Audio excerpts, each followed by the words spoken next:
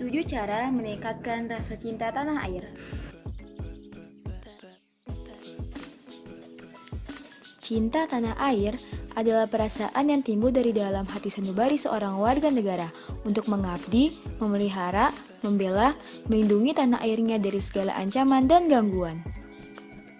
Pertama, mempelajari serta menghargai jasa-jasa para pahlawan kemerdekaan. Peranan dan jasa para pahlawan sangat besar artinya bagi bangsa Indonesia. Jasa-jasa mereka banyak dilakukan sebelum kemerdekaan maupun sesudah kemerdekaan.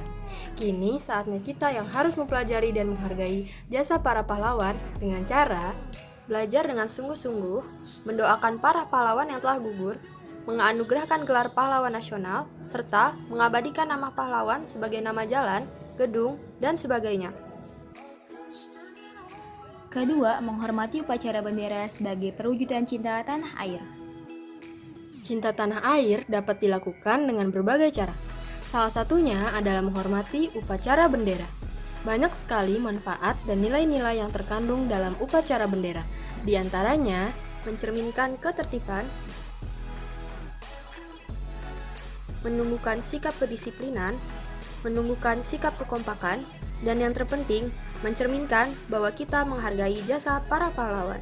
Jadi, dengan menghormati upacara bendera, berarti kita mencintai tanah air kita. Ketiga, menghormati simbol-simbol negara.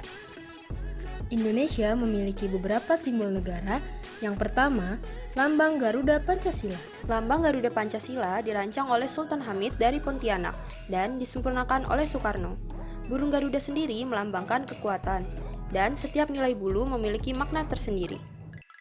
Yang kedua, bendera merah putih. Bendera Indonesia pertama kali dijahit oleh Ibu Fatmawati dengan warna merah dan putih, di mana warna putih melambangkan kesucian dan merah melambangkan keberanian. Yang ketiga, bahasa Indonesia.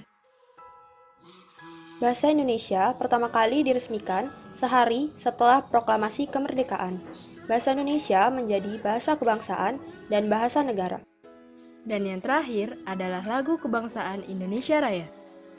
Lagu kebangsaan Indonesia Raya diciptakan oleh Wage Rudolf Supratman pada tahun 1924 dan pertama kali dinyanyikan pada Kongres Pemuda 28 Oktober 1928 dan kemudian dinyanyikan pada Proklamasi Kemerdekaan 17 Agustus 1945.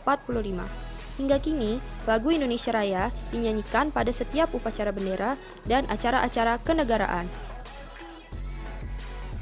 Keempat, mencintai dan menggunakan produk dalam negeri.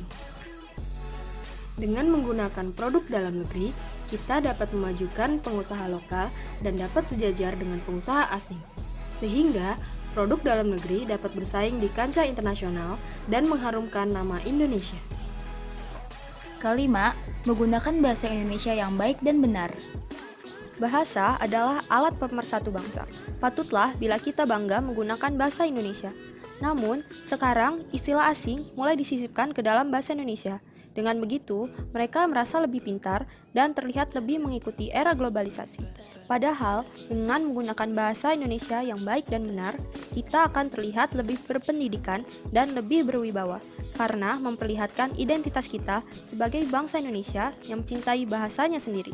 Keenam, membantu mewujudkan ketertiban dan ketentraman. Menjaga ketertiban dan ketentraman merupakan tanggung jawab bersama sebagai warga negara yang baik. Salah satu bagian penting dalam pemeliharaan ketertiban dan ketentraman ini adalah bentuk partisipasi rakyat, seperti mengadakan siskamling, mematuhi peraturan lalu lintas, dan mematuhi norma serta hukum yang berlaku. Dan yang terakhir, membantu mengharumkan nama bangsa. Nama baik bangsa juga ditentukan oleh rakyatnya. Peran kita sebagai rakyat Indonesia dapat mengharumkan nama bangsa dengan terus berprestasi, membanggakan nama Indonesia di dalam maupun luar negeri, dan menghindari tindakan yang mencoreng nama baik Indonesia.